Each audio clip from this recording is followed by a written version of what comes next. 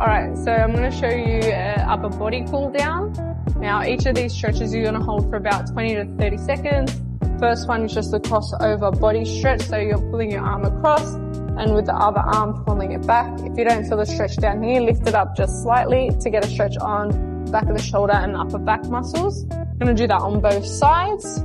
Now for the front of the chest, arm is going to go on a wall on a 90-degree angle, stepping forward, and we're just turning away from our shoulder.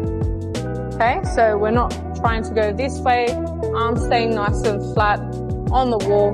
We're just turning our body away from the wall and our head away from the shoulder. You're going to do this on both sides. So just same thing, arm at 90 degrees, turning away from it to get a nice stretch on the chest and the shoulder. Now for underneath, for the lat muscles, we're just grabbing our elbow, pulling it behind the head, holding it there. Same thing, that 20 to 30 seconds, and then you can do it on both sides.